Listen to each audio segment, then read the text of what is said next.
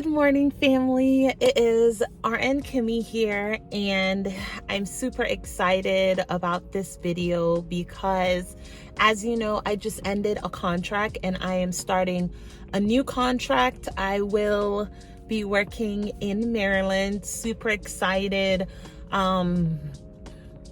Super excited. Today is day one of orientation. There's so many things going on this week for me, and I want to keep you guys in the loop because I'm super excited. Today is supposed to be day one of orientation. Like I said, I'm supposed to, it's supposed to be, I believe it's supposed to be like the unit orientation. Like, I think they're going to show us around our unit and then get our badge access, shows how to clock in and everything. I know this company uses Chronos, which is great. I've never had an issue with Chronos before. So there's that. I unfortunately do have to leave orientation today by 12 o'clock just because I have a super excited thing going on today that I'm going to share with you guys. I'm going to go through the whole process of what today is. And yeah, I'm super excited. I will continue this little process. I'm going to try my best just to keep you guys in the loop for this orientation because I don't feel like I've done a good job in the past of really showing like what I had to do for orientation for each hospital. But I am going to try my bestest to do that for you guys with this video. So you've caught me on day 3. I try so hard to like keep you guys informed about my whole orientation, but it's super hard. Just because we're literally just like moving from place to place to just get the little task done. So I haven't been able to videotape while I'm on orientation, but it's okay. Just want to keep you guys updated. So the last thing you saw was that that was day 1 of orientation. We showed up to the conference room. On day 1, we had like maybe a few lectures, like 3 or 4 lectures, just compliance stuff. Then we got our badge. After we got our badge, they did lunch and then they had other lectures, but unfortunately I had to leave because I had to go pick up my car. And stay tuned towards the end of this video because I'm about to go outside and let you guys see my beautiful baby that I am so proud of myself for purchasing and being able to purchase. And as you know, this is all because of travel nursing, because if it wasn't for travel nursing, I wouldn't have been able to pay off my bills and have extra cash left over, been able to save all this money, been able to make a big purchase and feel confident that not only can I still pay for my car note, but also the fact that I can still save and I still pay my bills. Like, we're solid.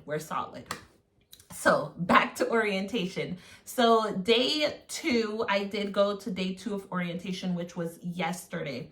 Yesterday consisted of more lectures, and yesterday was actually the clinical skills. So they went over their pumps. They went over the IV needles that they use. They use my favorite kind of needles, the butterfly looking IV needles that goes around and yeah, I don't remember what it's called, but it's the one that looks like a butterfly. I'm going to throw a picture on the screen so you guys can see what it looks like. But it's the butterfly looking IV needles that it doesn't bleed through when you stick the patient, which absolutely love those. Those are what they had at my hospital when I first became a nurse in Pennsylvania.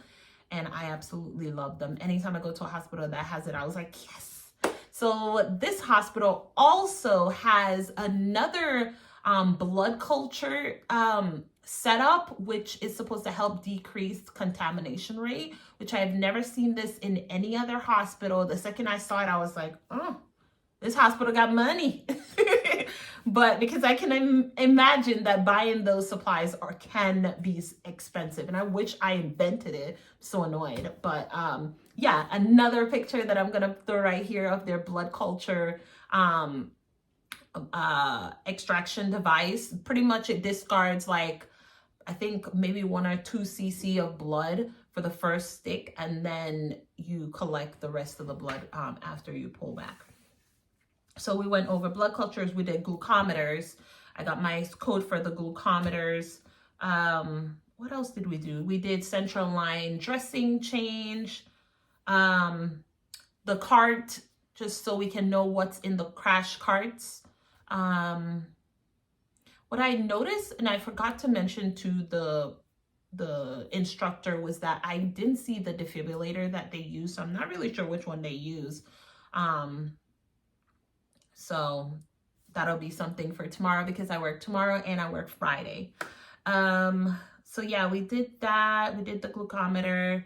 We did donning and doffing, of course. That's basically, if you don't know, donning is putting on your your PPE, and then doffing is taking it off. So they wanted to know that we know how to do the proper steps to taking off our isolation, our PPE, whether isolation or not. What else? We did that. We had lunch. Then I went to the ER.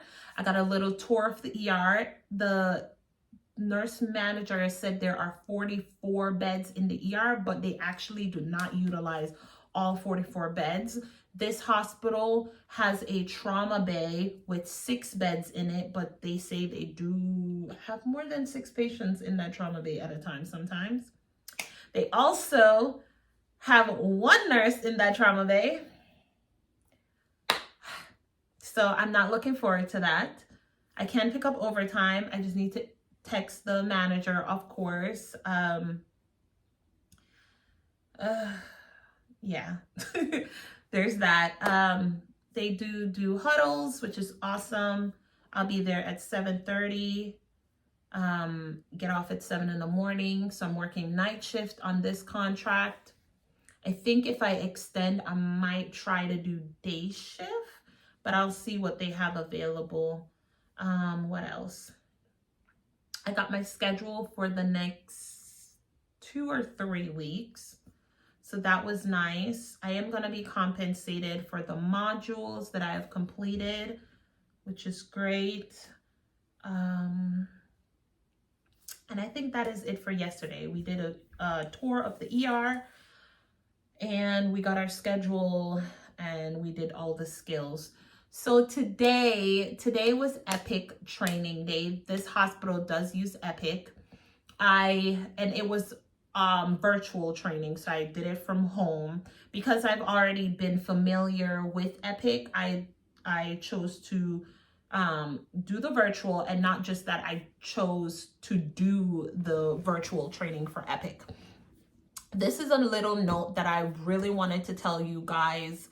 For those of you who are traveling for the first time, or even those who've done it, who's continuing to be travel nurses, let me tell you a little secret that people don't realize. Anytime you are familiar with the charting system and they give you the opportunity to test out of it, don't test out of it. That's my personal experience. Why, you say? Because this is an extra day that not only you can refresh in on their system, because every Epic is not the same, every Cerner is not the same, every Meditech is not the same. So this gives you the opportunity to ask questions. If it's oriented, if the Epic training is oriented to your specific department, this gives you the opportunity to ask questions about specific things that you know you want to learn when it comes to charting. This also gives you the opportunity to have a break before you start working. The week of orientation, guys, take advantage of that week. Absorb the information, rest. Take time to rest, because that will be the one week that you will get the exact amount of rest that you wish you had during your contract, okay? So take advantage of it. I took today, if I decided to test out, I would have been working. I'm not ready. I mean, I'm ready, but I'm not ready. And not only that, just that, I get paid for today. So I get paid to stay home, relax, and review Epic that I've already known. So why not just do that? That's my personal experience. When they give you a rest period, take the rest period.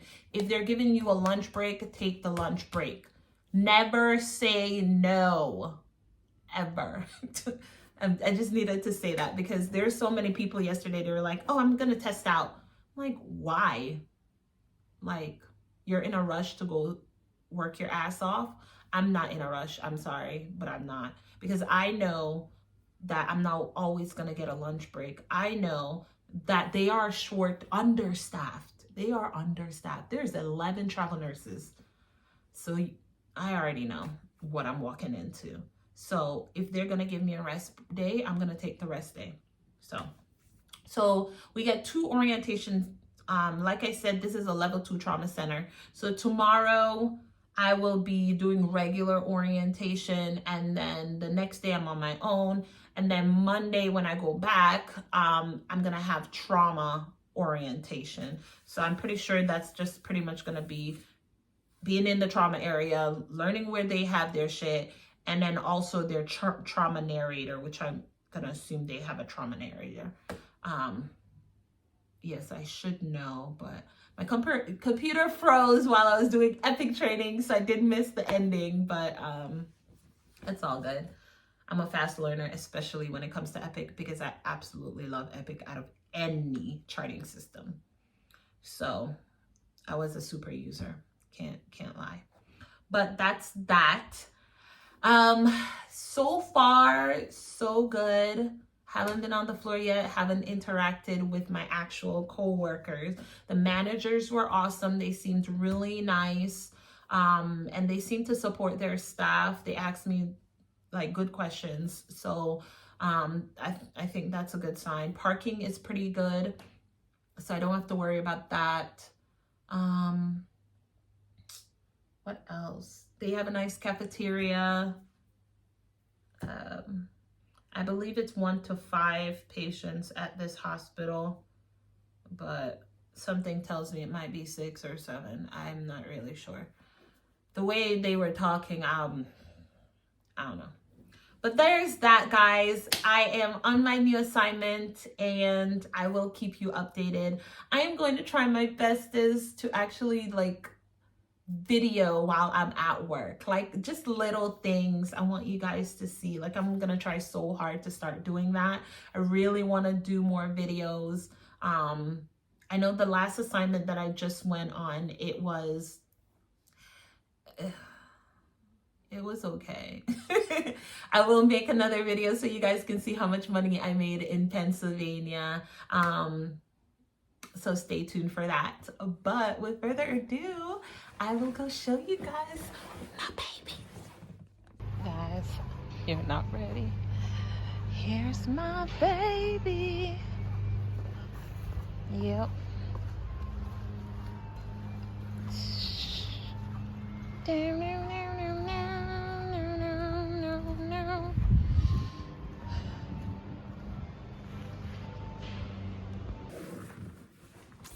Yup, that's right. Your girl got a Tesla. I'm so excited. I got a Model Y, blue, like you just saw. Absolutely love it. It drives so smooth. Like I can't honestly believe that I got a Tesla, but I did. I gave my car that I had to my mother because she does need a car. And honestly, I was going to wait to purchase this when I have like a larger down payment, but my mom's car got caught on fire. So she really needed a car. And instead of her purchasing a car, I just gave her the car that I had. I had a 2015 Kia Forte. So I gave her my car and then I bought the Tesla. Super excited, guys. This is just one of the little things that I've been able to do because I became a travel nurse. I know for a fact that if I was a regular staff nurse, I would not have purchased that car. Not to bash staff nursing, obviously, because I'm about to become one again in a few months. But the opportunities when, especially when it comes to money that you get when you are a travel nurse, those are not obviously available as a staff nurse. They don't pay you they don't pay us what they're supposed to pay us. Honestly, I feel like all around, all nurses, regardless of what department you should be in, I feel like every nurse should be getting paid $40 and above. And then I feel like, and that is not just nurses, I feel like CNAs should be getting paid way more than than what they're getting. They deserve a lot more. And just everybody in the health system, honestly, with the amount of stress that we go through in the physical stress and everything, we all deserve to be paid more. But unfortunately, that's just not how it goes. We don't run the system. So, but I'm not gonna allow myself to be overworked and abused. I'm going to do the job that makes sense to me, and I'm gonna do what I love and try to get paid well for doing what I love. So there is that. I will keep you guys updated. Like I said, I will be making another video about how much money I was able to make in Pennsylvania, and I will see you guys in a week, because I want to let you guys know how my first week by myself was as a new nurse, as a new nurse in this hospital, obviously, because I'm not a new nurse. Got 3 years under my belt. Yeah. So I will see you guys in the next video. Have a wonderful and blessed day.